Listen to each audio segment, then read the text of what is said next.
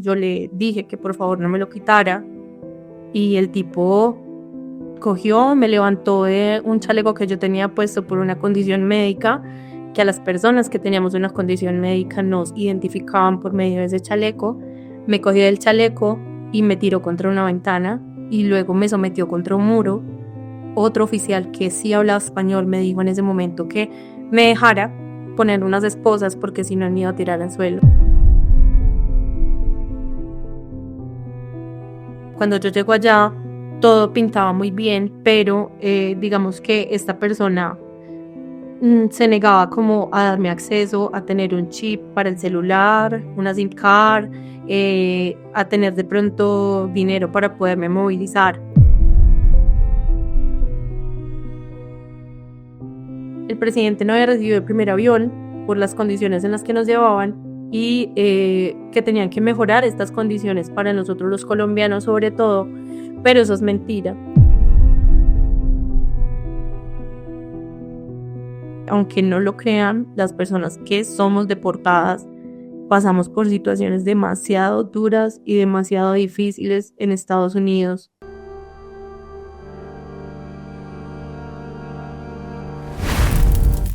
Hola, ¿qué tal? Bienvenidos a Catarsis. Qué alegría tenerlos nuevamente por acá con un capítulo muy diferente, una historia que yo sé que a ustedes los va a marcar y les va a impresionar de muchas maneras. Antes de eso, quiero recordarles activar su campana, suscribirse y escribirnos sus historias o sus comentarios a catarsis.tupodcast@gmail.com.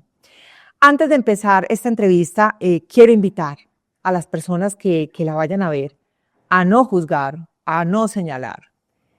A veces encuentra uno comentarios, yo entiendo que las opiniones son muy variadas, pero las opiniones también se tienen que hacer con mucho respeto.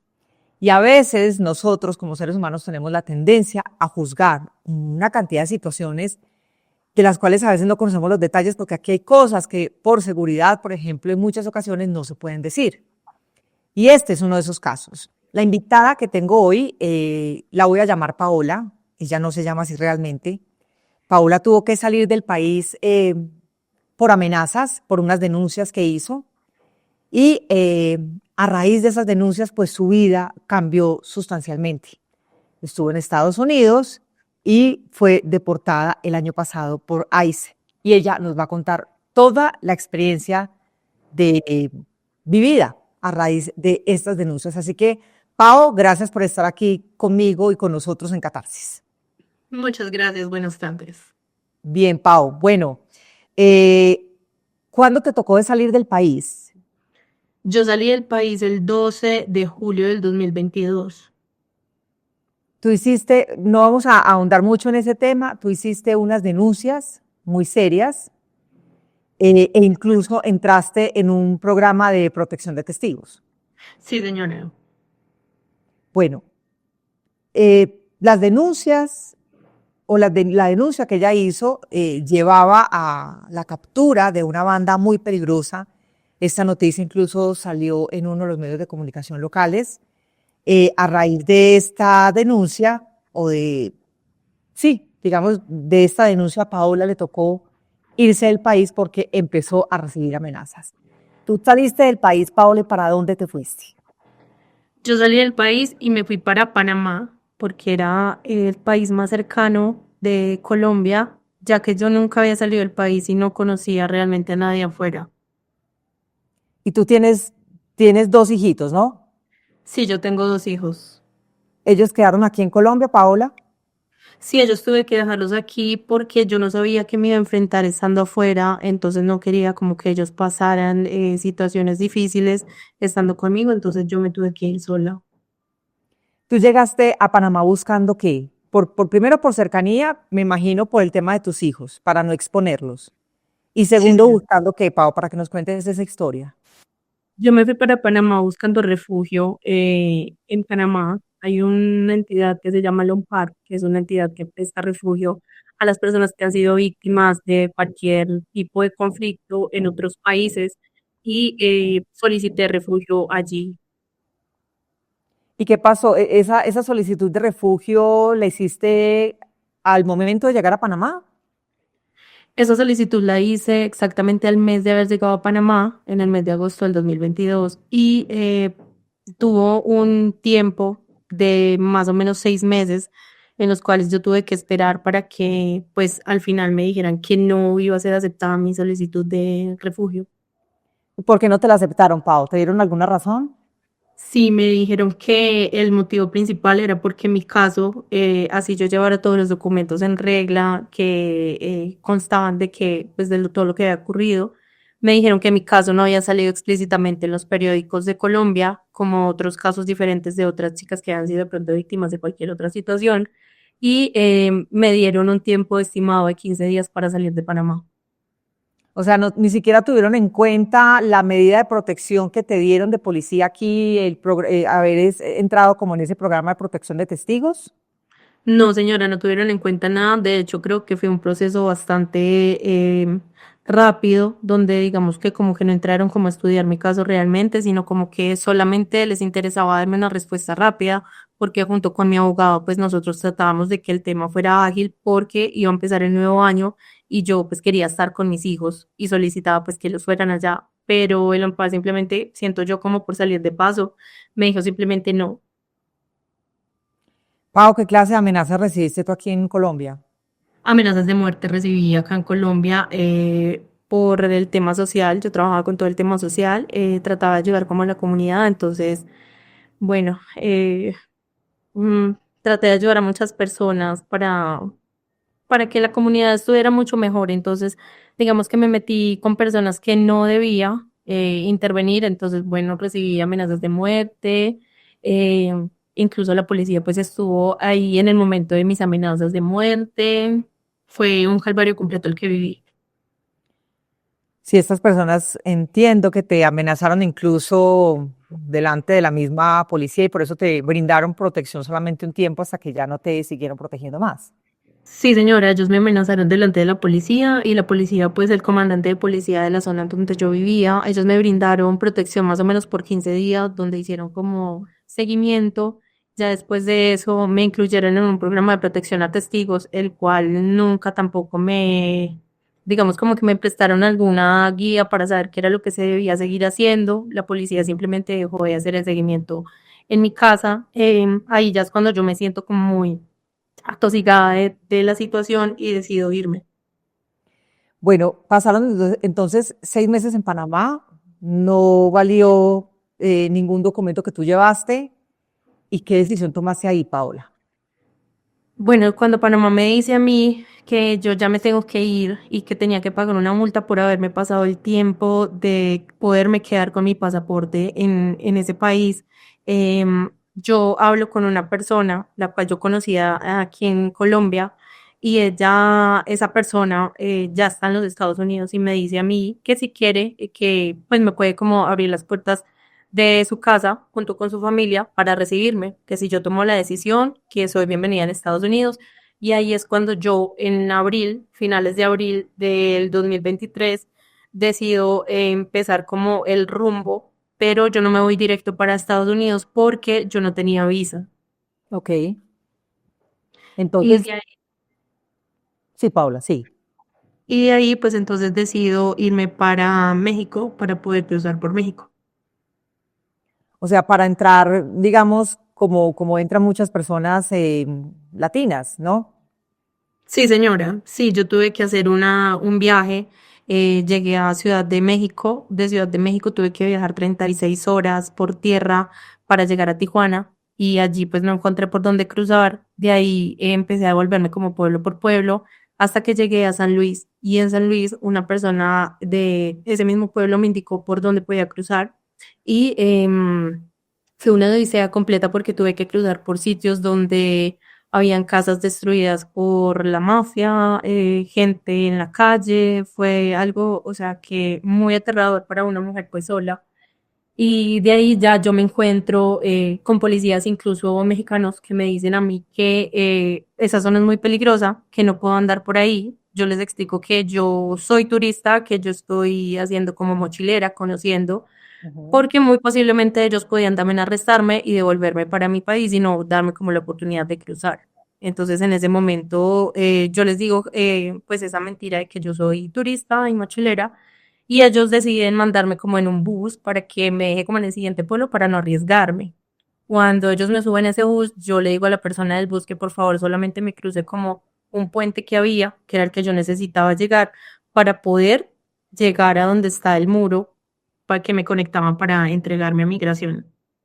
Entonces, Paola, te subiste a ese bus, no fuiste obviamente al destino que pretendía la policía mexicana que te fueras y hablaste con el conductor para que te dejara pasando el puente y poderte devolver para poder cruzar la frontera. Sí, correcto. Yo hablé, los policías me subieron y yo le dije al conductor apenas me subí que solo necesitaba cruzar el puente, que le iba a dar 500 pesos mexicanos. Era un trayecto como más o menos como de unos 30, 40 metros. Y ya, él me recibió los 500 pesos y me dejó cruzando el puente. Incluso en ese bus venía una pareja donde era una chica que estaba embarazada y un muchacho. Ellos se bajaron también ahí conmigo y los tres salimos corriendo para poder cruzar a donde estaba el muro para que conecta con Estados Unidos. ¿Y ese muro en qué parte específicamente estaba, Pao? Ese muro es un muro que viene por toda la frontera, pero por San Luis del río Colorado se ve mucho más cerca, es mucho más cerca donde uno camina. Entonces uno tiene que cruzar como, eso viene partes donde son del río más estrechas y otras más amplias. Por donde yo crucé es una parte más estrecha. Entonces había la posibilidad como de pasar por ahí, pero sin embargo las personas que ya habían cruzado habían creado como un puente en la parte de atrás, entonces informaban que se fueran hasta la parte de atrás para poder cruzar como ese puentecito peatonal que ellos hicieron para no tener que cruzar el río como tal. ¿Y esa zona no está vigilada por las autoridades norteamericanas? No, esa zona no está vigilada por los norteamericanos porque ellos lo que hacen ahí, como eso es una puerta también, porque digamos que el muro tiene diferentes puertas de entrada por diferentes zonas. Entonces hay una puerta de entrada, pero en el lado de México sí hay policías que fueron los que a mí me mandaron en ese bus, que ya cuando yo llego a la puerta, ya yo los alcanzo a ver ahí mucho más cerca. Pero pues realmente ellos no pueden hacer nada después de que uno cruce, porque eso ya, aunque es un pedazo estrecho de tierra, ellos ya no tienen jurisdicción ahí en esa zona. Entiendo. Antes de continuar, Paola, con este relato, ¿con quién dejaste tus hijitos? Para mientras tomabas estas decisiones de cuidar tu vida y poder en algún momento, me imagino que era lo que buscabas, llevártelos después, mientras tú te legalizabas o te asentabas en los Estados Unidos.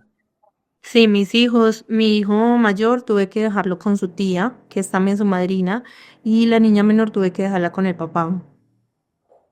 Y ellos estaban enterados perfectamente después de lo de Panamá, de toda esta travesía.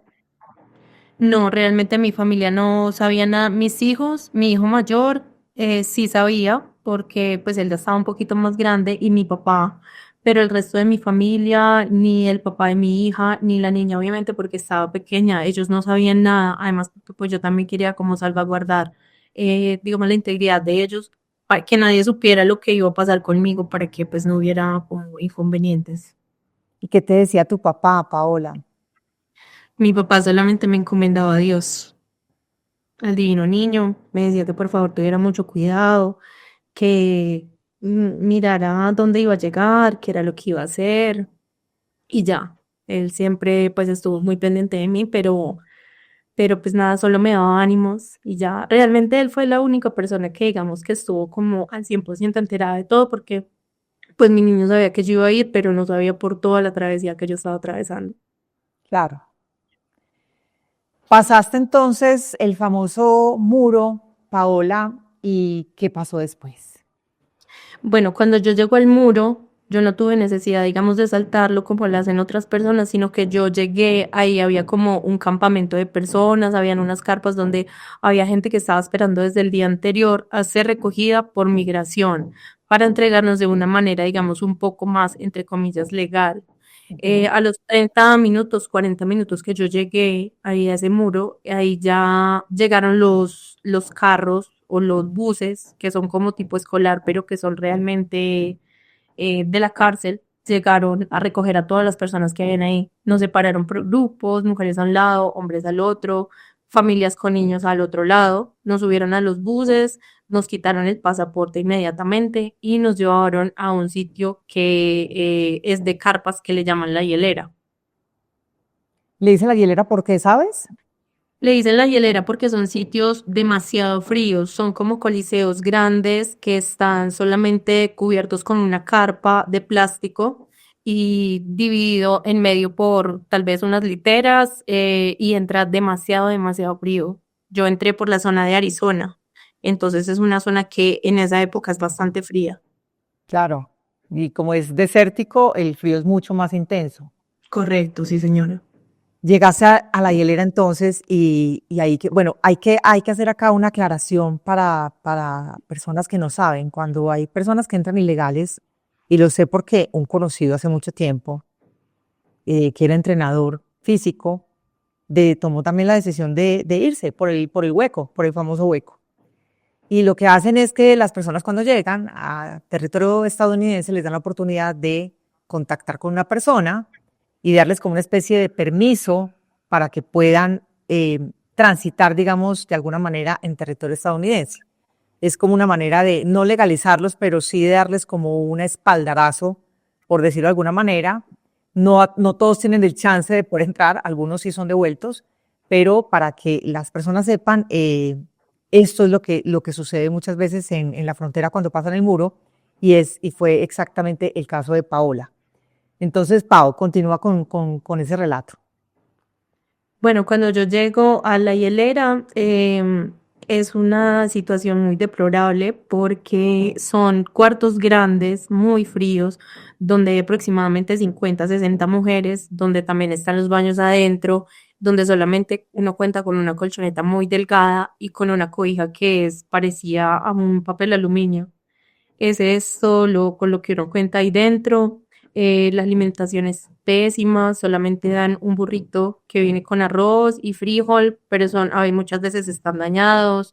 Te dan una manzana, tal vez al desayuno, con una tortilla y ya, y una botella de agua para todo el día. O sea, son condiciones bastante deplorables. Allí estuve 14 días y en esos 14 días en un lapso más o menos como 7 días que llevaba, fui golpeada por un oficial de migración, un estadounidense,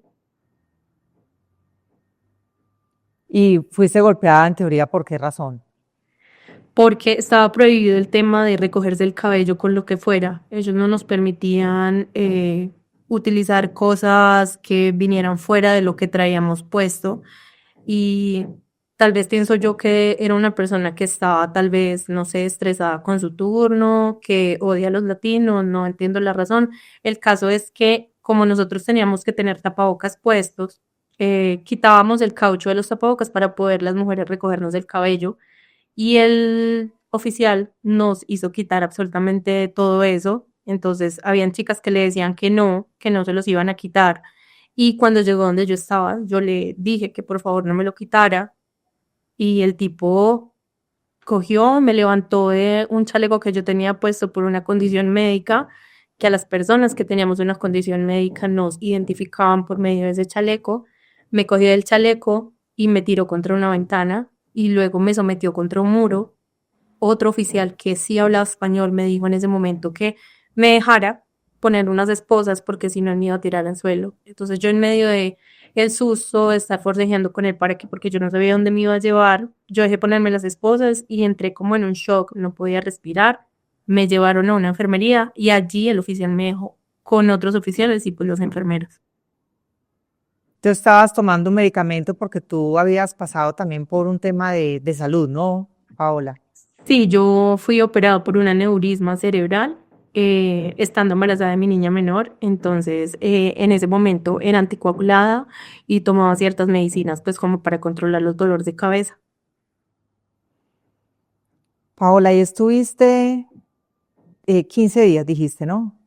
14 días estuve en la hielera, sí señora. 14 días. Tuviste contacto me imagino que no solamente latinos, pues colombianos. Pudiste hablar con algunos de ellos, de sus historias, de por qué estaban yéndose a los Sí, Estados Unidos. sí, de hecho, conocí más o menos aproximadamente 7 colombianas, el resto eran hondureñas, nicaragüenses, salvadoreñas, venezolanas. Conocí 7 colombianas y pues de las chicas que yo alcancé a conocer y alcancé a entablar como una conversación, me contaban muchas que salían del país porque habían sido víctimas de violencia intrafamiliar por sus parejas. Había una chica que había sido víctima, le habían quemado un brazo, otra vez sido víctima de una violación, ya habían tenido la oportunidad antes de cruzar, pero no las habían dejado pasar migración, entonces las habían devuelto y volvieron a irse. Fueron casos que uno pone a pensar y son bastante fuertes. Como habían otras personas que no, que simplemente querían cruzar para encontrar pues como mejores oportunidades de calidad de vida. Claro. Pasaron entonces 14 días, Eli, ¿y qué sucedió después de eso? Y en esos 14 días, bueno, ya después de eso, yo tuve la oportunidad de, digamos que como que los oficiales hacen como una inspección de los documentos que uno tiene y lo mandan a uno para la cárcel. En mi caso fue la cárcel de Texas. Ellos me enviaron para la cárcel de Texas, donde pues las condiciones eran totalmente diferentes porque ya no dormíamos en el piso, sino dormíamos, era una cárcel. Entonces dormíamos en literas, eh, teníamos un colchón, bueno, una colchoneta, teníamos una cobija, teníamos la posibilidad de bañarnos porque en la hielera me permitieron en esos 14 días tal vez bañarme 3 veces. En este nuevo sitio teníamos la posibilidad de bañarnos todos los días, desayunábamos a las 3 de la mañana, almorzábamos a las 9 de la mañana, cenábamos a las 4 de la tarde, de ahí en adelante no teníamos permitido nada, no podíamos salir del cuarto donde estábamos, habíamos más o menos 70 mujeres en ese cuarto, si no creo yo que un poco más tal vez. Y solamente teníamos la posibilidad de salir al patio a recibir sol 2 veces a la semana. Y ahí estuviste en la cárcel en Texas, ¿cuánto tiempo, Pau? 36 días. Estuviste 36 días. Y al cabo de los 36 días, ¿qué pasó? En ese tiempo de los 36 días, uno tiene la posibilidad de que un oficial de migración le haga una entrevista de miedo creíble, donde ellos, digamos que corroboran si los documentos que uno lleva o la historia que uno tiene para contar es verdadera. Como yo ya también había pasado por un tercer país solicitando como refugio, digamos que mi paso fue un poco más rápido que las de otras muchachas también. Y ahí en esa entrevista, ¿qué pasó? ¿Qué te dijo el oficial de migración? En esa entrevista, el oficial, obviamente yo utilizaba traductor porque en ese momento no sabía nada de inglés. Lo hicieron en un cuarto pequeño por medio del teléfono y el oficial me preguntaba cosas muy directas y yo solamente contestaba sí, no, contestaba cosas muy puntuales porque a veces también como que contestar de más hace que el proceso se enrede y digamos que no hay la posibilidad de que le crean a uno sus temas que son ciertos. Ya después de eso, el oficial no dice nada en ese momento, simplemente se cuelga la llamada, uno vuelve a la celda de uno y tiene que esperar la respuesta por medio de los oficiales que lo están cuidando a uno de si uno le dan como el permiso para pasar o no. Las personas que no pasan, pues las devuelven deportadas. Y las que pasamos, pues nos dan un parole, se llama, que es como un permiso a los colombianos. En otros países se llama diferente, pero para los colombianos es un parole que tiene como un tiempo de vigencia de un año. Ok. Y durante ese año, digamos, ¿cuál es el compromiso que tienen que tener cuando les dan ese parole? Ese parole funciona como que uno sí está, digamos que de cierta manera legal en ese país, que uno sí entró con un permiso dado por un oficial de migración. No es como que uno anda por la calle y simplemente me crucé por el hueco con un coyote, no, es que uno está haciendo las cosas de una manera legal y que uno empieza un proceso legal con migración, con ICE y con la oficina directa de migración, porque son dos entidades diferentes. Y eso les da, digamos, no solamente permiso para entrar, sino también para otras cosas. ¿Ah? Sí, eso da permiso también para poder obtener un permiso de trabajo, una licencia de conducción. O sea, les da ciertos derechos. Sí, para los colombianos en ese momento sí teníamos como más beneficios con el tema del parole, porque en ese momento era diferente, pero eso lo revocaron después de cierto tiempo, el tema del parole. Claro. Ya llegaremos a eso.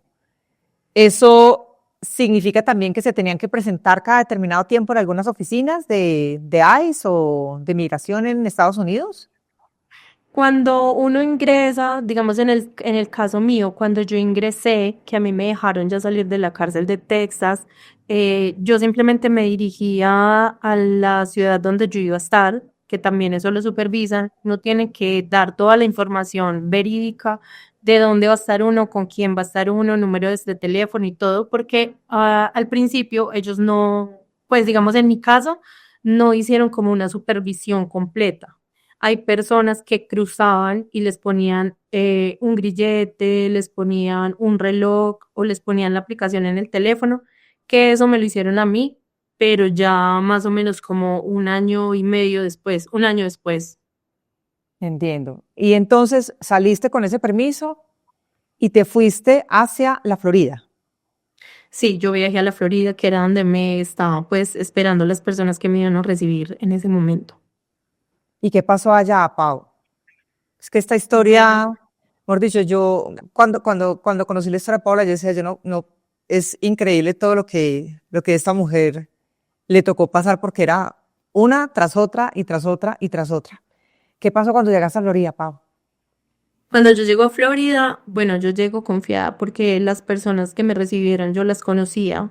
Ujú. De hecho, el muchacho que me dijo a mí 20 para Estados Unidos era pues amigo mío, compartíamos en el equipo de fútbol donde jugábamos, éramos conocidos de hace mucho tiempo, De Colombia. Ujú. de Colombia, correcto, sí.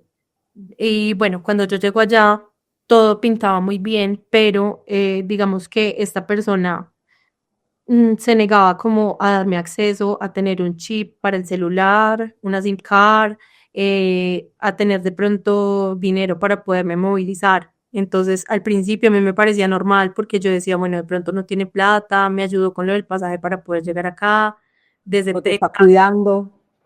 Correcto, sí, me está dando alimentación y demás, y pues digamos que yo lo normalicé al principio, pero ya después me parecía muy extraño. Entonces lo que yo empecé a hacer fue, como solo tenía acceso a Wi-Fi en la casa de él, tomaba los pantallazos de las rutas que necesitaba desde el bus para poder ir a buscar trabajo.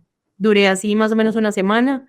Después de esa semana ya conseguí trabajo en un sitio colombiano muy conocido allá en Florida. Em, y empecé a trabajar allá y digamos que ya tuve la posibilidad ahí de mandar dinero para mis hijos, de comprar un chip para poder, pues digamos, estar más comunicada con todas las personas. Y lograste entonces conseguir trabajo, Pau, y ¿cuánto tiempo pasó entre eso? Dijiste que más o menos a la semana, unos días, conseguiste ese trabajo y ¿qué pasó con la persona que te abrió las puertas de su casa? Bueno, esta persona tenía comportamientos muy extraños para conmigo, se me insinuaba cada tanto y yo siempre pues como que le dejaba claro que yo, mi ideal de estar ahí no era ese, que yo había pasado por muchas cosas difíciles y que no estaba mentalizada para eso. Entonces él como que empezó a sentir el rechazo de parte mía y un día que yo iba a salir para mi trabajo, ese día justo él llegó más temprano con su papá de trabajar y yo entraba en el turno de las 6 de la tarde hasta el cierre en ese restaurante.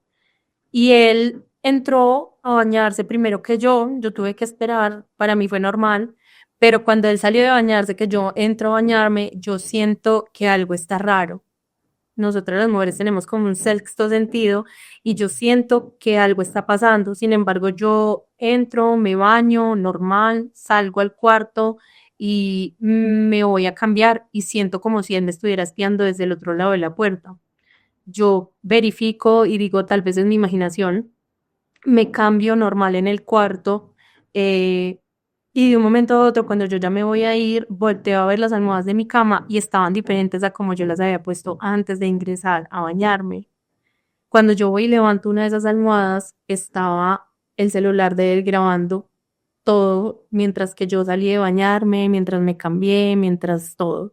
Tal vez él pensó que yo no me iba a dar cuenta y yo salía siempre como rápido de afán y que no iba a checar que estaba ese celular ahí. Entonces lo que yo hago en ese momento es como salir a buscarlo, pues para encararlo y no, él no estaba. Había salido a la tienda a comprar unas cosas para su papá. Entonces yo le digo a los papás y la mamá me dice, deje el celular ahí donde estaba, que yo hablo con él. Yo le dije, no, esto no puede, yo no me puedo quedar callada con este tema. Entonces lo que hice mientras que él volvía de la tienda fue pasarme el video que él había grabado donde claramente se veía la cara de él mientras ponía el teléfono en el sitio donde iba a poner a grabar. Y todo el proceso después lo pasé a mi teléfono y lo borré el teléfono de él. En ese momento él llega, nos encaramos, los papás, digamos que como que nos separaron para que no hubiera ningún tipo de conflicto. Y al parecer el tipo le había dicho pues a sus papás que iba a ir la novia. O sea, los papás durante todo ese tiempo pensaron que yo era la novia de él, pero nunca nos vieron teniendo ni, o sea, cercanía, ni un beso, ni nada.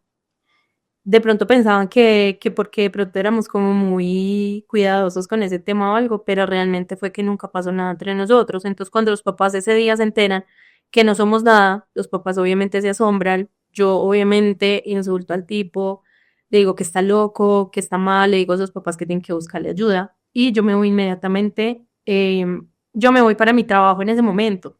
En mi trabajo yo con el miedo de que yo era migrante, que no sabía qué hacer, no sabía si podía ir a la policía o no. Yo le cuento a la manager de mi trabajo, como la gerente, y ella me dice, Jessy, tienes que denunciar. Entonces yo me devuelvo de mi trabajo, voy y denuncio en la estación de policía y obviamente los policías al ver mi relato, al ver el video, de una vez me dicen que siga para que tomemos como toda la declaración. Y me hacen entrar a un cuarto donde me hacen llamarlo a él para que, pues él, digamos, me dijeron, tenemos el video, pero necesitamos que él diga que él fue. Em, Hacen que él, por medio de una llamada, pues él fiese y diga, sí, yo lo hice, sí, yo quería verla, sí, usted me gusta y ya. En ese momento, entonces, me llaman una trabajadora social pues para que me haga el acompañamiento en ese momento, porque yo, la verdad, estaba bastante afectada. Entonces la trabajadora social lo que hace es que me dice, tú no puedes volver a esa casa, necesito que vayas y recojas todas tus cosas y cuando estés lista me avises y yo te voy a mandar un hotel de paso, que es un hotel, digamos, como para personas víctimas de algún tipo de suceso en Estados Unidos. Entonces, me llevan allí, ella sí me hace el acompañamiento todo el tiempo pendiente de mi comida, de absolutamente todo. Estuve 3 días ahí. En ese lapso de esos 3 días, esta persona me dice a mí que si tengo para dónde irme. Yo le digo que realmente no conozco a nadie, que la única persona que conocía es él. Entonces ella me dice que tengo que tratar de buscar a alguien para irme a vivir. Yo pensando yo tenía un amigo que él viajaba a Estados Unidos muy frecuentemente cuando yo estaba en Colombia y le pregunto, oye, ¿tú conoces a alguien que me pueda recibir? Me dijo, allá tengo a tal persona. ¿Tú lo conociste alguna vez? Yo le dije, pregúntale si yo puedo llegar ahí. Hablé con él, me dijo que sí, que efectivamente podía llegar ahí. Eso fue en Nueva York. Entonces yo me voy de Florida. La trabajadora social y el programa me paga a mí el pasaje en tren desde Florida hasta Nueva York y yo me voy para Nueva York. Después de ese suceso me voy a vivir a Nueva York. Dios, y allá llegaste entonces, Pau, donde el amigo de la persona que tú conocías, que fue la persona que te recomendaron, llegaste a Nueva York a vivir con quién, con él y había más gente en ese lugar. En ese apartamento había, bueno, estaba él y estaba el rooming de él, la Ujú. persona que era como el dueño del apartamento. Okay. Los primeros días fue bien porque yo pues me sacaba una colchoneta y yo no tenía problema, súper bien, pero ellos consumían mucha droga, mucha marihuana, entonces yo nunca estuve ni en mi casa ni en mi alrededor, digamos como que acostumbrada a ese tipo de ambientes, entonces para mí era muy difícil. Y una vez cuando yo fui a conseguir un trabajo, en ese trabajo me demoraron Yo tenía las llaves del apartamento y el chico me llamó, me insultó, me dijo de lo peor y me dijo que mirara a ver qué hacía, que me tenía que ir. Eso fue como a los 10 días de haber llegado, que me tenía que ir porque pues él no me podía tener ahí, que tenía su novia y tenía que pues que tener su intimidad también, y pero que tampoco me iba a dejar sacar nada de mis cosas. Entonces lo que yo hice fue salí de donde me estaban haciendo la entrevista y me fui para el apartamento y tuve que entrar con un policía para que él me dejara sacar mis cosas. Sin embargo, él se me robó pues documentos que me habían entregado en Estados Unidos, se me robó perdón, en Panamá, se me robó una carpeta con ciertos documentos, em, pero finalmente yo pude sacar mis cosas. Y ese día tuve que quedarme en un shelter, que es como un hotel de refugio donde llegan todo tipo de personas, personas de la calle, haitianos, venezolanos, de todos los países, personas que pasaron, pero que no tienen quien los reciba. Dios mío. ¿Y ahí estuviste cuánto tiempo, Paola? Bueno, en ese momento yo duré ahí una noche porque honestamente, como yo te digo, yo nunca estoy acostumbrada como a ese tipo de cosas. Entonces, para mí fue muy difícil. Entonces, ese día que me pasó eso, yo hablé con una chica que justo yo había conocido en la hielera, que nos hicimos muy buenas amigas, y ella me dijo, oye, Pau, voy para Nueva York. Yo le dije, estoy acá, ven, nos encontramos, miramos qué hacemos, salimos adelante juntas, le di ayuda. El caso fue que desde el Guayá, yo la recogí en el aeropuerto y nos fuimos para un edificio que queda en el centro de Estados Unidos, que es de migración, a hacer unos papeles. Y allí nos encontramos a un colombiano, un pereirano, que nos preguntó ciertas cosas porque él estaba nuevo también en el sitio. Nos preguntó como chicas, ustedes dan, cómo se hace esto, cómo se hace lo otro, no sé qué. Le dimos toda la información, así pasó. Es muy raro en los Estados Unidos encontrarse a alguien, más en Nueva York, que es una ciudad tan grande, encontrarse una persona dos veces. Cuando terminamos de hacer todo el papeleo, que fuimos a comer, a mirar a ver qué hacíamos, dio la casualidad que nos encontramos al mismo Pereirano que nos había hecho la pregunta, y no totalmente diferente. Entonces, el muchacho al principio muy buena gente, muy atento, como normalmente somos los colombianos, muy como que quienes necesitan, en qué puedo ayudarlas. Entonces, ese día dio la casualidad que mi amiga, ella estaba de cumpleaños. Entonces yo les comenté, él estaba con otra persona más que también era colombiano de Pereira. Les dije, la verdad, no tenemos nada que hacer, estamos más bien como buscando qué vamos a hacer y de paso mi amiga está de cumpleaños. Entonces, no, que tranquila, que venga, las invitamos a un café, que si quieren comer algo, que no sé qué, bueno, muy buenas personas al principio. Resulta que quedamos en guardar las maletas en el apartamento porque justo nos encontramos al frente del apartamento donde ellos vivían. Nos guardamos las maletas ahí, fuimos a dar una vuelta, conocimos y luego volvimos ahí al apartamento. Cuando llegamos ahí, yo vi una habitación desocupada. Entonces, pues también como buena colombiana antralona, yo les pregunté, ¿y esa habitación? No, esa habitación la estamos arrendando. Entonces yo le dije, arriéndemela. Que sí, que no había ningún problema. Entonces decidimos quedarnos ahí con mi amiga. Pero mi amiga, estaba todo bien, yo conseguí trabajo en un sitio que es muy conocido allá en Estados Unidos que se llama Panera Bread. Mi amiga de un momento a otro me dijo, hey, Pau, yo me voy. Yo le dije, bueno, listo, no hay problema porque yo ya estaba más estable, yo ya tenía, ya tenía en dónde dormir. Em, y ella se fue y yo me quedé ahí sola con los otros. En ese apartamento habían tres pereiranos. El dueño del apartamento, los dos que nos habíamos encontrado y yo, que éramos pues, las cuatro personas que vivíamos. Una de estas personas, trabajaba como independiente con todo el tema de domicilios.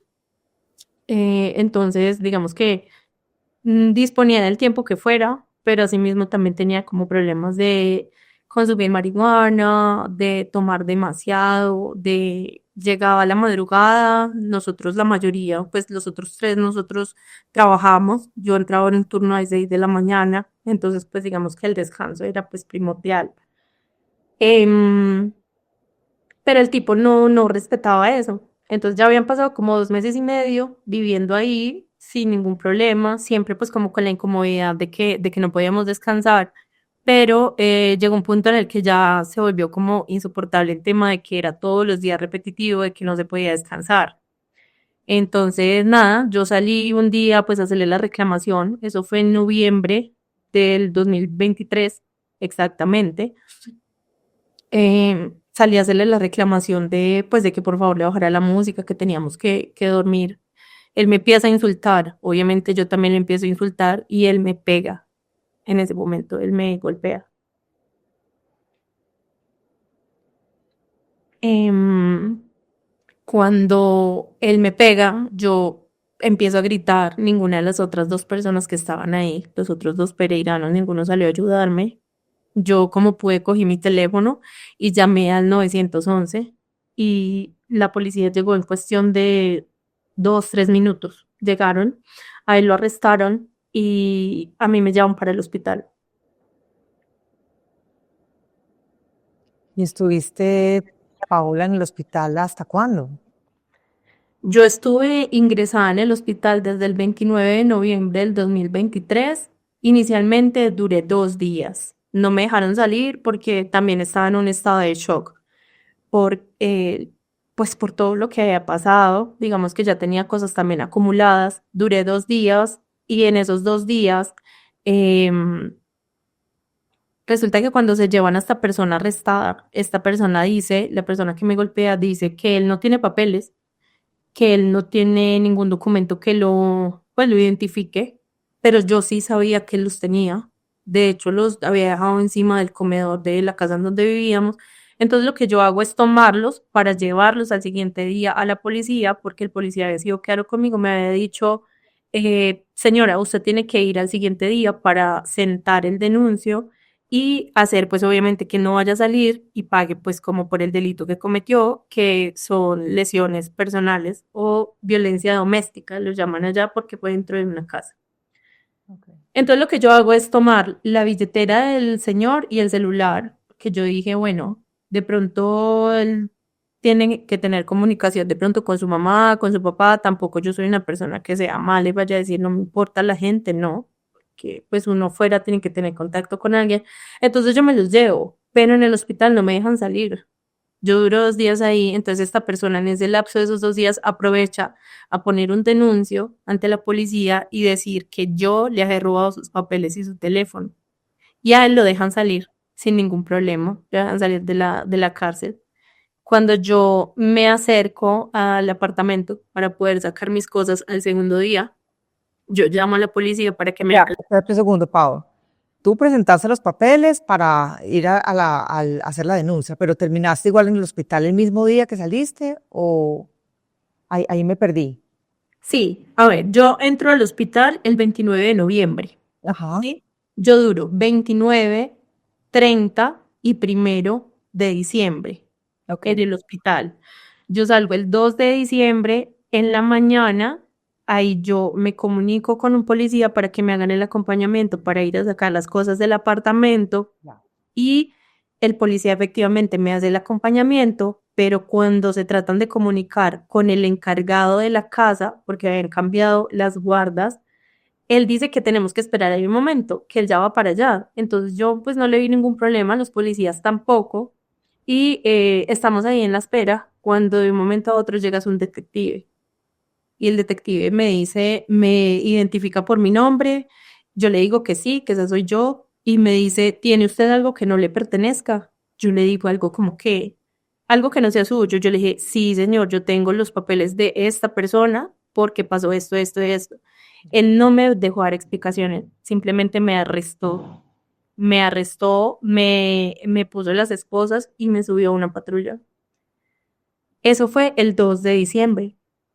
Cuando esta persona me lleva a mí para la estación de policía, donde se supone debía estar, era arrestada la persona que a mí me golpeó, estaba era arrestada yo, y el que me golpeó estaba afuera. Entonces, mi cuerpo, digamos que no soportó tanto estrés de todo lo que ya me había pasado tiempo atrás, de todo lo que yo venía acumulando desde que salí de Colombia. Entonces, entré en un estado de shock completo donde mi cuerpo no me reaccionaba. el lado izquierdo de mi cuerpo no me reaccionaba. Yo le pedí al detective que por favor me llamara a una ambulancia, que yo no me sentía bien. Mi cara se había caído, mi brazo no respondía, mi pierna no respondía. Yo me desmayo y yo me despierto cuando ya voy en una ambulancia el mismo 2 de diciembre. Ahí ya me devuelven al hospital. Obviamente me hicieron todos los exámenes neurológicos para que no fuera un derrame cerebral. Y estuve 3 meses dentro del hospital. Duré 20 días en un hospital, digamos, normal, donde me estaban como todo el tema neurológico y el resto de tiempo, que fueron más o menos 60, 70 días, estuve en un hospital que es de terapia física intensiva, porque mi cuerpo no reaccionaba. Ya de ahí, digamos que tomé terapia, tanto física como psicológica y todo este tema. eh, y salí del hospital en febrero, el 9 de febrero, y decido irme para Memphis, Tennessee, que era donde yo residía. O sea, donde terminaste, o sea, tú pasaste Florida, Nueva York, y en Nueva York te fuiste a Memphis, pero ¿conocías a alguien allá? Sí, tenía una persona conocida que había sido una persona que había sido un jefe mío aquí en Colombia cuando yo trabajé para una fundación de la policía. Eh, yo no tenía teléfono, no tenía nada en el hospital. Incluso una enfermera muy bella, ella me regaló un teléfono y me dio un chip para yo poder, una compañera de mi trabajo me dio un chip y la enfermera el celular. Y yo tuve que crear un Instagram para poder como tratar de localizar a alguien porque ni siquiera había podido tener contacto ni con mi papá, ni con mis hijos, ni con absolutamente nadie. Nadie durante ese tiempo nadie sabía nada de mí. Entonces yo lo contacto a él por el Instagram y empiezo a contarle mi historia. Y dio la casualidad que él estaba viviendo en Memphis. Entonces él me dice, vente para acá, yo te recibo. Obvio sí, pues no va a ser tan fácil porque pues digamos en Estados Unidos cada cual está en lo suyo. Es muy difícil que digamos que las personas se abran las puertas como sin esperar nada a cambio, pero él me dijo, vente para acá que yo te voy a ayudar. Y entonces yo llegué, tomé un tren desde Nueva York hasta Memphis. Y todas tus cosas del apartamento, todo eso se perdió, Paola. No, yo tuve la posibilidad de que cuando yo estaba en el hospital, el que era el encargado del apartamento, ellos no pensaron que todo esto fuera como a pasar, a llegar tan lejos en cuanto a mi salud. Entonces, el encargado del apartamento, que pues no, él nunca se metió conmigo, siempre fue una buena persona, él me llevó mis cosas para el hospital. Ok. Y del hospital yo salí con mi maleta, con mi caminadora y ya. Dios. Y llegaste entonces a Memphis, donde esta persona. Es correcto, sí, señora. ¿Y ahí qué pasó, Pao? Pues ahí fue un proceso largo porque yo tenía una caminadora de estas que usan los adultos mayores, porque obviamente igual no podía moverme, pero empecé un proceso de terapia física y también me di muchas veces como golpes de pecho porque yo sabía también que todo era mental. Más que algo neurológico, en Estados Unidos lo llaman una desconexión neurofuncional, que quiere decir que tu cuerpo está tan colapsado de estrés que pierde la capacidad de mandarle señales a tu cuerpo para que se mueva. Entonces es un desorden neuronal físico. Em, Tuve muchas terapias. Esta persona que me recibió me ayudaba para que yo tomara creatina, para que tomara cosas que digamos que como quisiera que mi cuerpo volviera también a coger fuerza y tuve que hacer una terapia de catarsis muy fuerte porque tuve que llorar 1000 veces para poder hacer que mi cuerpo volviera, digamos que como que a estar firme. Sin embargo, yo durante ese tiempo, yo conté con, pues, con la ayuda de esta persona. Esta persona me prestó su carro para yo poder movilizarme y yo tomé la decisión, cuando yo estuve en Colombia en pandemia, yo tomé unos cursos de pestañas y micropigmentación y de alguna manera eso me sirvió para trabajar en Panamá y también en Estados Unidos. Entonces decidí en Estados Unidos empezar a emprender con este tema porque era lo único que me funcionaba como independiente, porque pues en el estado que estaba no podía trabajarle pues a ninguna empresa. Em, y empiezo yo a mover el tema de las redes sociales para poder trabajar de esta manera independiente, haciéndole pestañas a las señoras, micropigmentaciones y demás.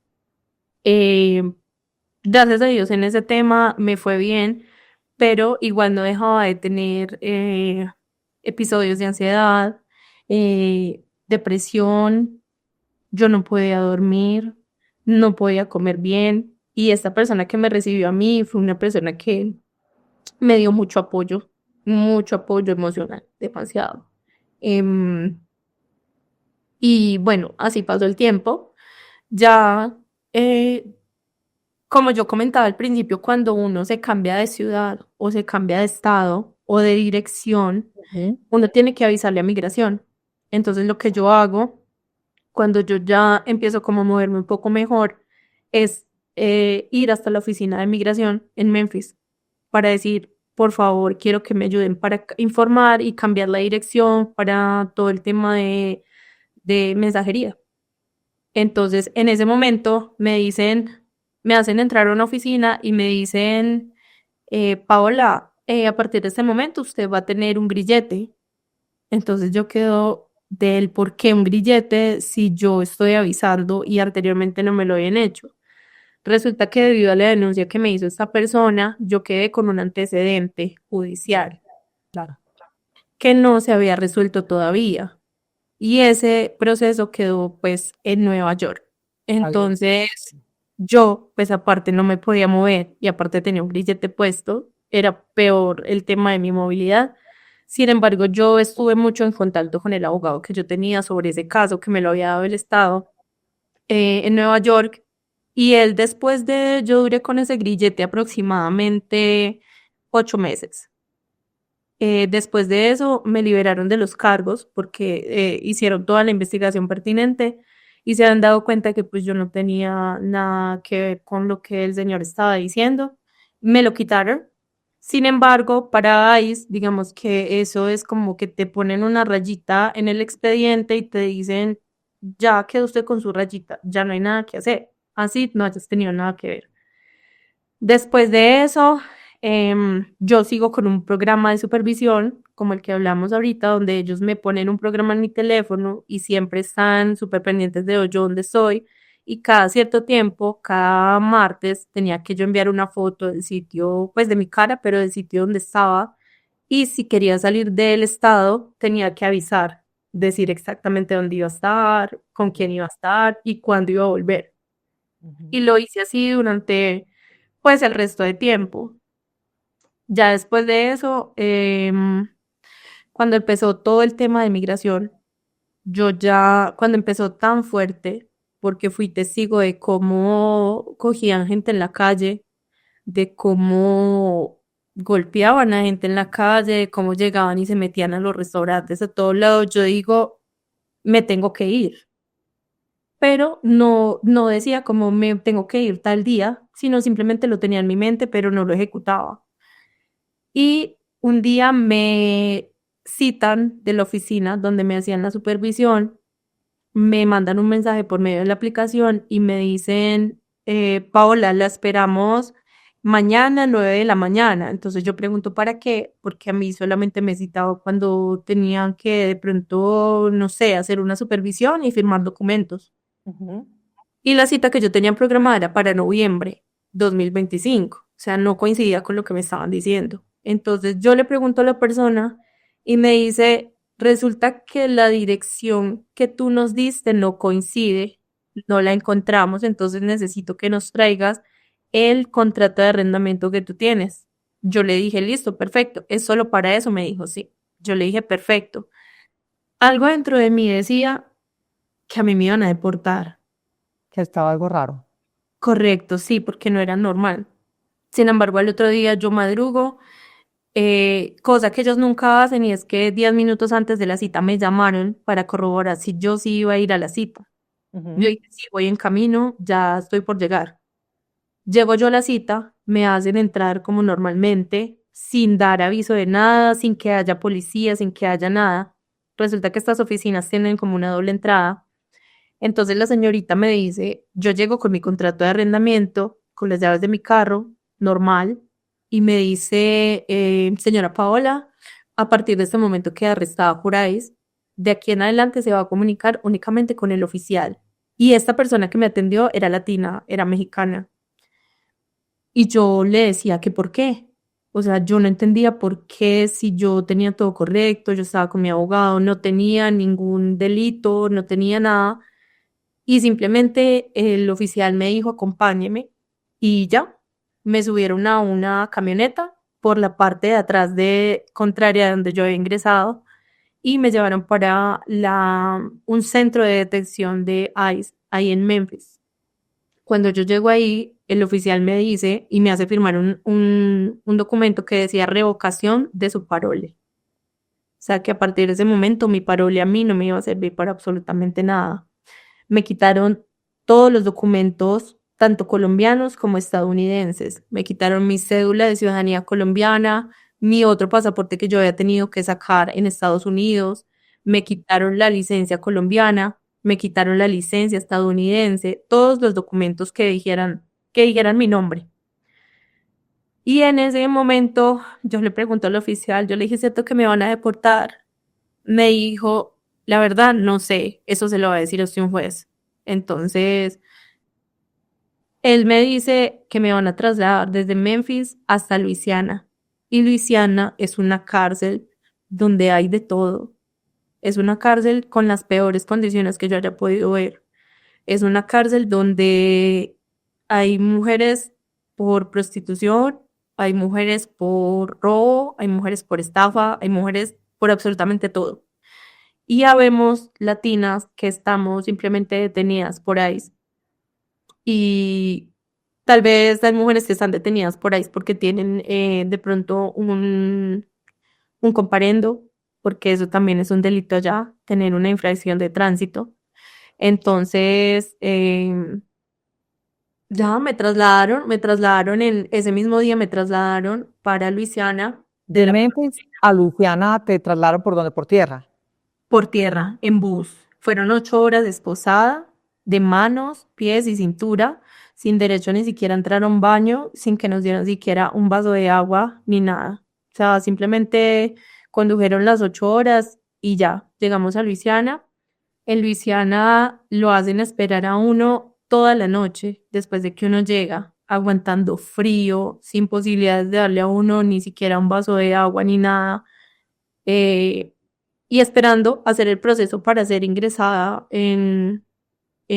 pues en la cárcel, en la prisión como tal.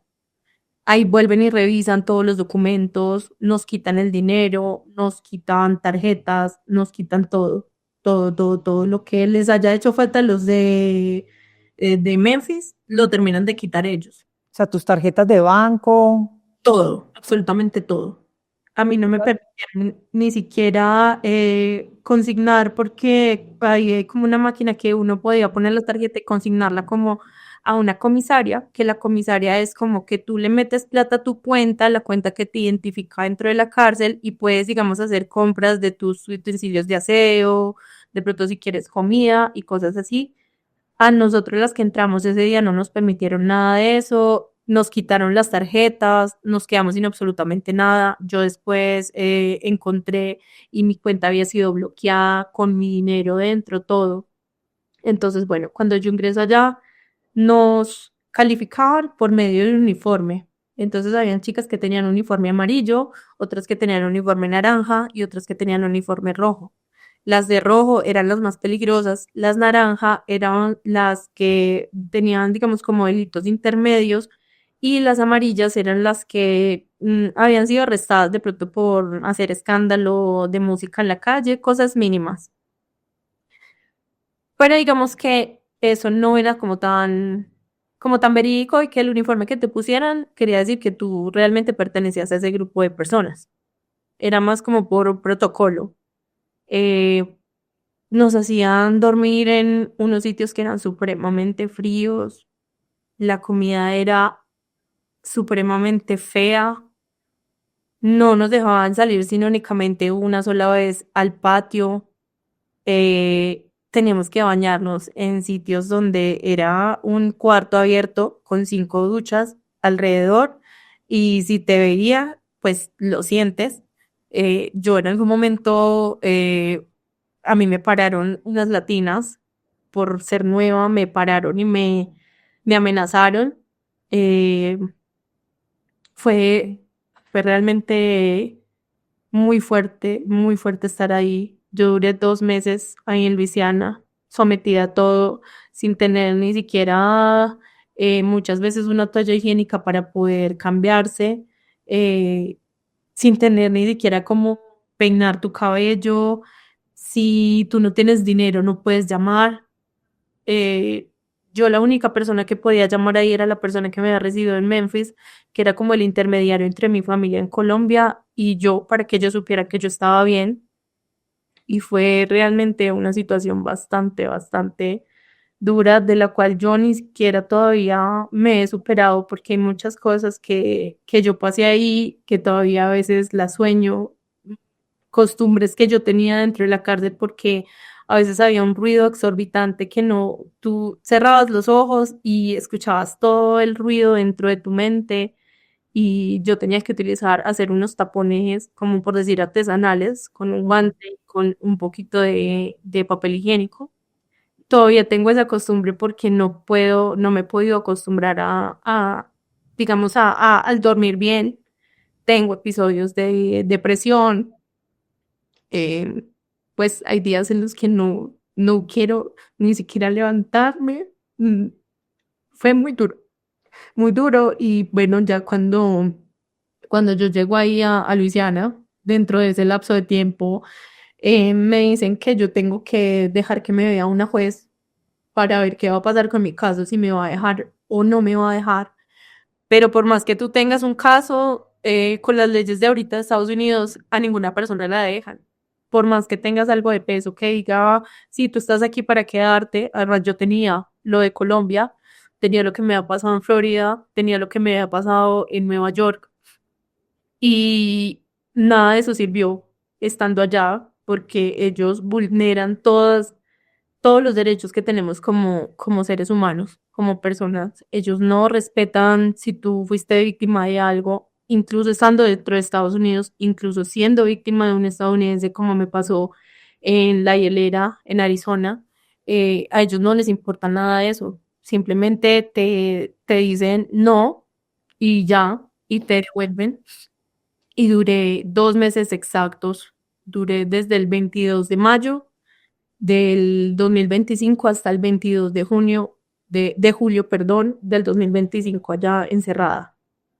Y bueno, cuando nos trajeron, nos traen supuestamente en unos aviones, que yo ya había escuchado la noticia de que el presidente no había recibido el primer avión por las condiciones en las que nos llevaban y que tenían que mejorar estas condiciones para nosotros los colombianos sobre todo, pero eso es mentira. O sea, ellos nos montan al avión, un avión en el cual nos hacen esperar fuera del avión aproximadamente 7 horas, porque nos sacan a la madrugada, tal vez para que nadie se dé cuenta. Nos hacen esperar 7 horas afuera y luego nos hacen entrar al avión y nos esposan antes de subir al avión de manos, pies y cintura. No tenemos derecho a ni siquiera entrar al baño. Desde donde yo estaba, que era Luisiana, hasta Colombia son 7 horas en avión, sin derecho a nada. Únicamente nos dan una botella de agua, una manzana y nos quitan una esposa de una mano para poder comernos una manzana y tomarnos el agua. Y cuando llegan al aeropuerto en Colombia, cuando el avión está llegando lento para poder quedarse quieto para desembarcar, ahí es cuando ellos sacan unas maletas de las cabinas del avión y empiezan a quitarnos todas las esposas, todas, para que cuando nosotros nos bajemos sin absolutamente ninguna esposa ni nada que les haga pensar que nos traían en esas condiciones. Uespa. Qué fuerte. Pau, contigo en la cárcel y en el avión venían personas que estaban, digamos, en regla en Estados Unidos. Igual tú estabas en regla porque tú estabas presentándote, tenías tu permiso de trabajo incluso.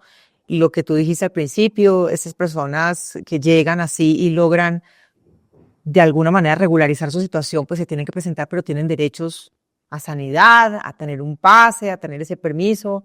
Pero había personas, digamos, que ya tenían residencia y que solamente por ser latinos venían en ese avión o estaban allá en Luisiana contigo. En Luisiana habían personas que tenían residencia estadounidense, personas que ya llevaban más de 50 años. Vi el caso de una mujer de Haití, perdón, que ella ya tenía 50 años en Estados Unidos, tenía toda su vida allí, sus hijos y todo, y a ella la iban a deportar simplemente por haberse pasado un alto, un stop. La detuvieron y la iban a deportar, pero bueno, tuvo la posibilidad de quedarse, pero muchas otras que conocí, chicas de Honduras que conocí que tenían residencia, fueron deportadas porque simple y sencillamente eran latinas. Vi como también a varias no les entregaron sus hijos. Conocí una chica que es de Honduras, que ya la cogieron con su hijo y su hijo fue para otro lado diferente porque no los pueden tener en el mismo sitio de los adultos y a ella nunca le permitieron volver ni hablar con su hijo, ni saber dónde estaba, ni nada por el estilo, y fue deportada de un día para otro.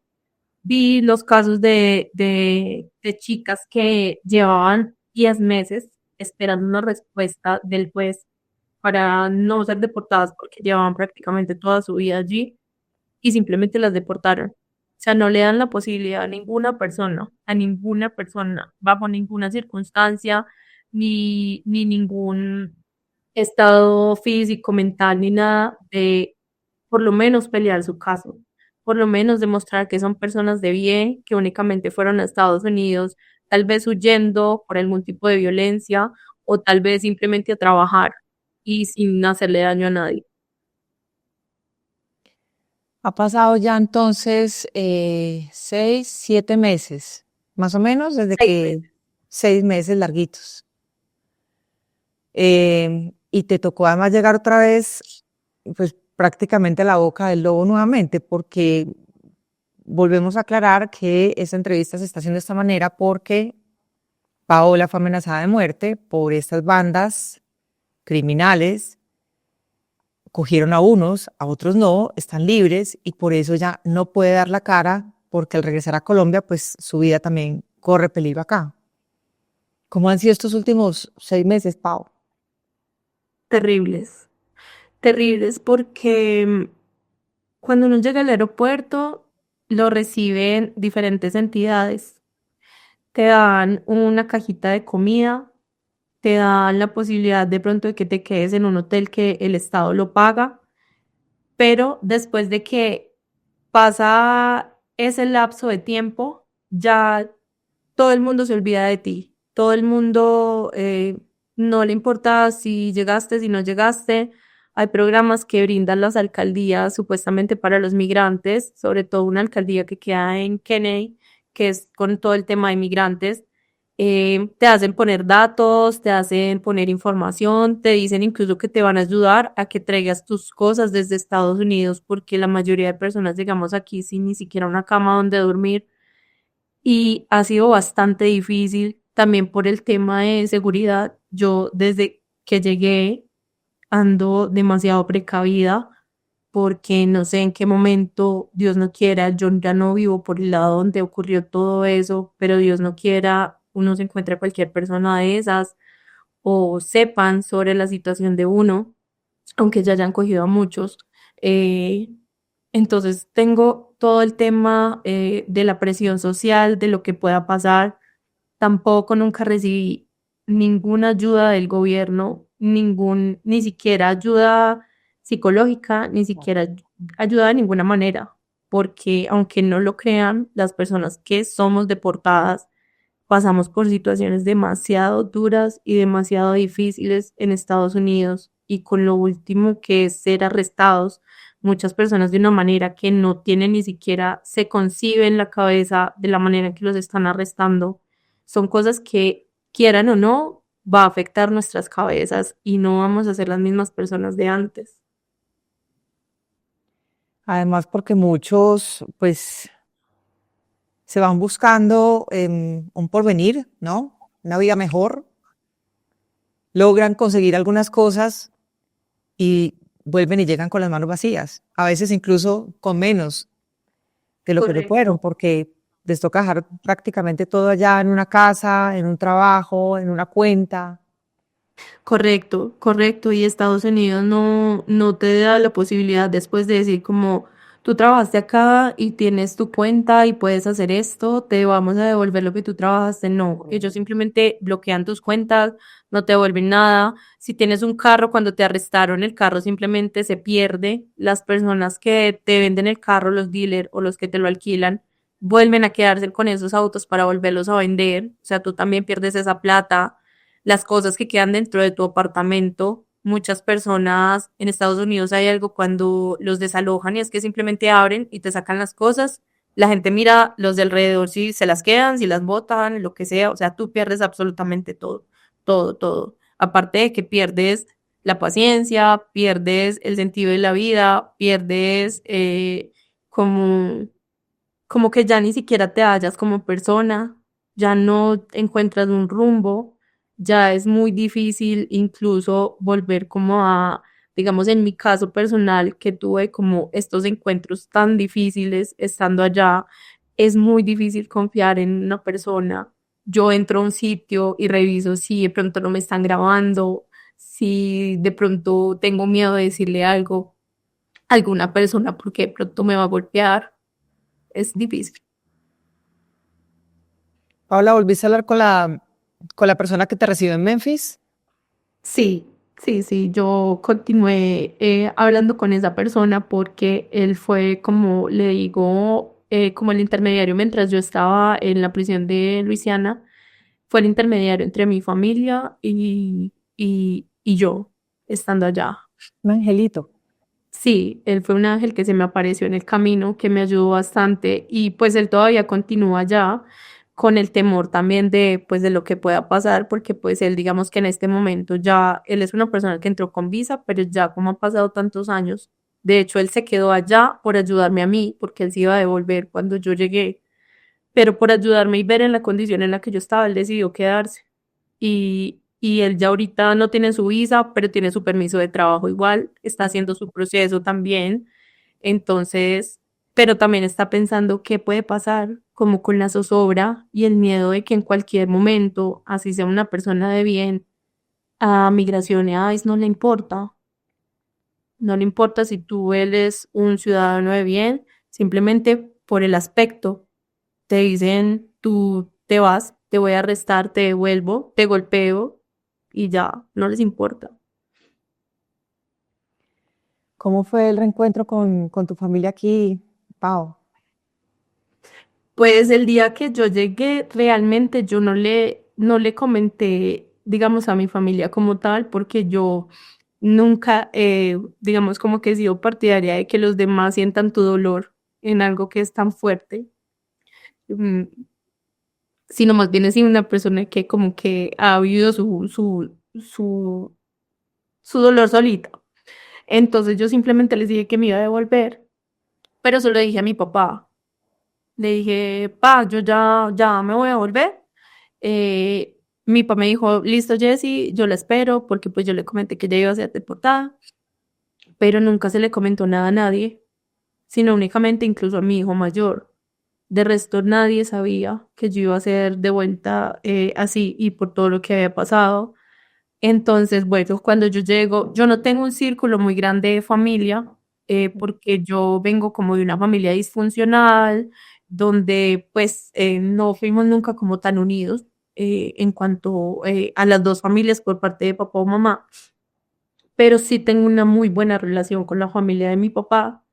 Entonces, pues el día que llegué, simplemente llamé a mi papi, le dije, pa, ya llegué, voy en un taxi para allá, por favor, sáqueme una chaqueta porque yo iba, así como me habían arrestado, así iba.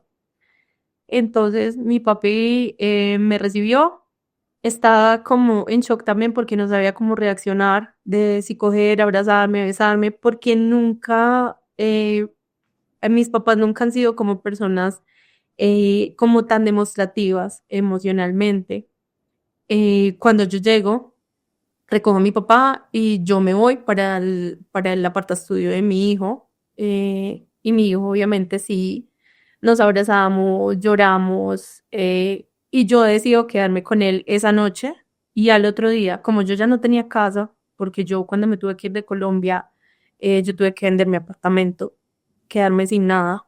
Entonces mi hijo vivía en un apartaestudio aparte donde pagaba renta y mi niña estaba viviendo con mi mamá. Entonces, al siguiente día yo voy, espero en casa de mi papá, me reencuentro con una tía. Mi tía obviamente es súper emocionada, lloramos de todo y ahí espero que llegue mi niña del colegio. Cuando mi niña llega del colegio, yo le había preparado como una sorpresa muy sencilla, pero muy emotiva, que puse como papelitos por todo lado diciéndole que Dios le había mandado una sorpresa, que tenía que contar hasta 3 en voz alta. Cuando ella cuenta hasta 3, yo salgo por detrás y ella me ve y es una cosa hermosa. O sea, yo realmente haberme, perdón, Aquí. eh, reencontrado con mis hijos fue como que me volvió parte de ese ser que yo había perdido, de esa felicidad que yo había perdido. Y mi niña, obviamente, pues yo llevaba 3 años sin verla. Me fui cuando yo tenía 4 años. Entonces, em, no, ella me vio y ella me abrazaba, me besaba, lloramos y ya, desde ese día, ya mi niña está conmigo y no nos hemos separado desde ese momento. O sea, hay un apego y más súper fuerte de parte de ella porque ella piensa que yo me voy a volver a ir. Claro. Entonces ha sido súper fuerte, pero con mis hijos fue un encuentro muy emotivo. Y bueno, ya de ahí en adelante, tampoco es que sepan muchas personas que yo volví, sino más bien como el círculo más cercano que yo tenía.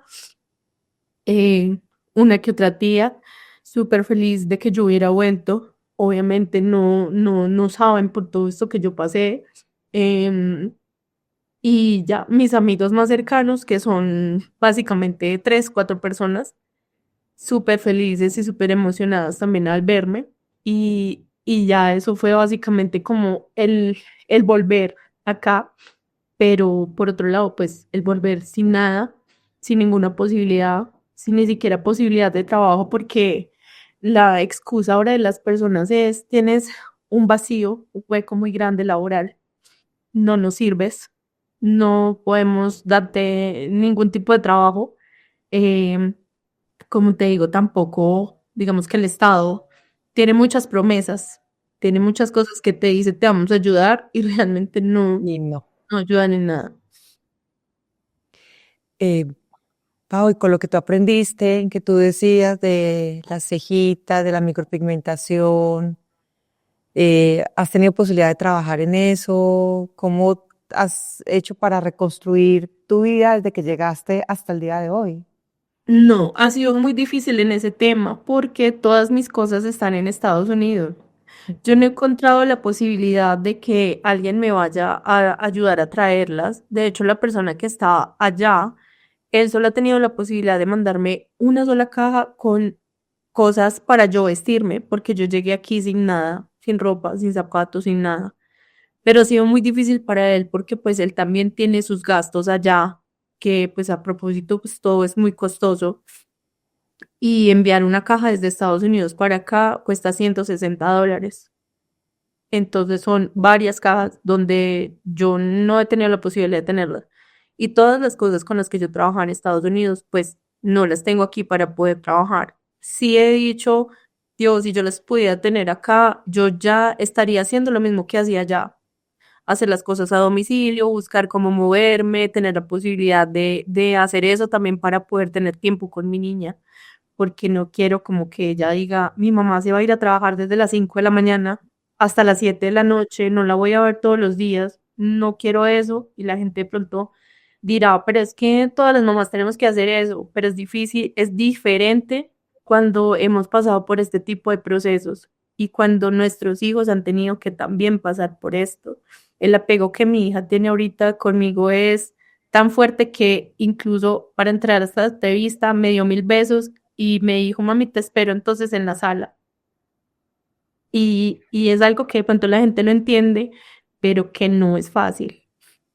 Y sí, incluso yo tuve la posibilidad de decirle a alguien conocido que viajaba a Estados Unidos para aquí, para Colombia, porfa, tráeme una maleta, se te da la plata para que la traigas. Me dijo, no, o sea, es muy difícil tener mis cosas acá de vuelta. Incluso el Estado tiene un programa que dice que después de cierto tiempo, cuando ya, digamos, queda en el sistema de que tú fuiste deportada, que tú eres una migrante, te van a ayudar para que la DIAN te cobre menos para poder traer tus cosas y puedes traer absolutamente todo. Y eso es mentira. Ni siquiera, yo ya llevo 6 meses y ni siquiera el correo ha llegado la hoja que dice que yo fui deportada. Increíble. Bueno, increíble no. En ese país nada sorprende, la verdad. Eh, Pau, ¿estás recibiendo apoyo, ayuda para intentar mitigar el daño que has sufrido durante todo este tiempo a raíz de todos nuestros hechos? Ayuda ecológica. Psicológica. No, ayuda psicológica no he recibido, la terapia me la he tenido que dar yo sola. Como cuando los papás o las mamás en las épocas pasadas sufrían muchas cosas y decía, sin embargo, tengo que seguir por mis hijos. Así lo estoy haciendo porque no tengo ninguna otra opción, aunque yo llegue la noche y mis hijos se duerman y yo me ponga a llorar. Es lo único que hay. Y en cuanto a ayuda económica, no, la única persona que me ha ayudado a mí con lo de mi renta durante todo este tiempo ha sido la persona que me recibió en Estados Unidos. Él sigue ayudándome con el tema de mi renta, porque si no fuera así, realmente no sabría ni siquiera qué hacer. Pau, tú eres psicóloga, ¿tú alguna vez ejerciste la psicología? Sí, sí, claro. Y por ese lado también ha sido difícil. Ha sido bastante complicado, por lo que yo te digo, he pasado la cantidad de hojas de vida, no solamente la experiencia, sino el vacío laboral. Además, yo ya no soy una persona que tiene 20 años, entonces también te dicen, ¿cuántos años tienes? 37. No, ya estás superando tal vez la edad, tienes este vacío laboral, fue mucho tiempo sin ejercer, bueno, demás cosas, no estás actualizada, entonces no ha sido posible. Eh, Pau, ¿qué has pensado que venga para ti? ¿Con qué sueñas ahora? Em, ¿Cómo ves tu vida en este momento y hacia el futuro? Cercano, por lo menos. Bueno, honestamente, ay, le pido tanto a Dios que me dé como esa lucecita de sabiduría para poder aclarar mis pensamientos todos los días, porque hay días que yo me levanto y no quiero nada. Hay días que digo, voy a tirar toda la basura, finalmente mis hijos van a estar bien. Y hay días que digo, no, tengo que hacerlo, tengo que seguir, tengo que continuar. Em, Tengo ciertos proyectos, de pronto con mi hijo, que ya ahorita es mayor de edad, Ujú. que él, digamos que tiene ciertas posibilidades con todos los temas de subsidios de que brinda pues las cajas de compensación y el Estado, para ver qué podemos hacer para no seguir pagando arriendo, porque también es un tema bastante fuerte ahorita en Colombia, todo ha cambiado tanto, los arriendos han subido tanto, los arrendatarios quieren pasar por encima de tus derechos como arrendador, entonces quiero como, eh, ahorita que mi niña empieza su colegio, que voy a disponer de un poco más de tiempo, quiero como empezar a enfocarme a ver qué puedo hacer con ese tema para ver si ya de alguna manera logro darles una vivienda fija a mis hijos, porque sí ha sido bastante complicado y yo llevo ya, si quitamos los 3 años que duré afuera, llevo muchos años en este tema de primero pagar arriendo, luego quise pagar mi apartamento, pero pues por cosas de la vida y lo que sucedió tuve que salir de él también. Entonces creo que ya digo a veces como que Dios escoge sus mejores personas para que lleven la guerra, pero yo siento que ya es suficiente de guerra, ya a veces me siento muy cansada, entonces solo quiero dejarles como una estabilidad a mis hijos, de por lo menos un techo. Pero igual te voy a decir una cosa, tú has sido tremendamente valiente, mm, porque pues nada de lo que has pasado ha sido fácil, eh, y tienes que sentirte tranquila, Paola, eh, porque a pesar de todo lo que has vivido, pues ahí estás en pie. Y yo solamente pido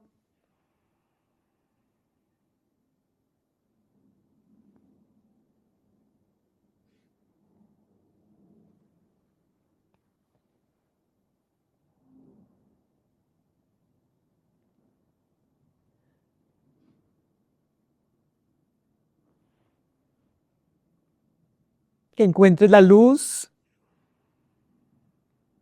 la oportunidad que mereces, porque eres una mujer muy valiente. De verdad que sí. Muchas Ojalá, gracias. ojalá, la verdad, Dios te abra los caminos, las puertas que necesitas. Eh, y tienes algo muy importante que es el amor de tus hijos. Eh, y yo sé que esa luz y ese, que será esa oportunidad que a veces uno ve perdida, lejana, va a llegar a tu vida. Voy a orar también por eso. Muchas gracias. Dios quiera porque sí, no es fácil. No es fácil ser una madre soltera, no es fácil haber sido víctima de ciertas cosas, no es fácil no contar económicamente con tu familia, prácticamente como que eres el bastón de dos niños que si tú no estás, es muy difícil que vayan a poder hacer cosas porque el bastón es la mamá. Son cosas muy difíciles, pero yo también me aferro mucho a Dios, que es lo único que me permite como estar en pie y saber sobrellevar pues todo esto que ha pasado. Sí, Pau, y cuando uno es madre, cabeza de familia, pues sí, esas cosas se vuelven difíciles, pesan, eh, pero de verdad ruego, Pau, para que vengan a ti cosas buenas, porque ya es hora que empieces a vivir cosas lindas en tu vida. Dios quiera. Así es. Y ojalá, Pau, busca la manera, yo sé que hay programas gratuitos de atención, de soporte psicológico, ojalá puedas encontrar a alguien que te apoye porque eso es importante. A veces uno cree, como uno es madre cabeza de familia y uno en la vida ha podido con todo, uno cree que puede seguir con todo. Y a veces le toca a uno decir, no, no puedo más, necesito que alguien me oiga y que alguien me guíe y ojalá puedas encontrar también, no pagando, ojalá alguien gratuitamente te pueda brindar esa oportunidad de pronto buscar programas en el distrito, no sé si los haya. Lo he intentado hacer, pero es muy difícil. O sea, abren 20 cupos para 1000 personas.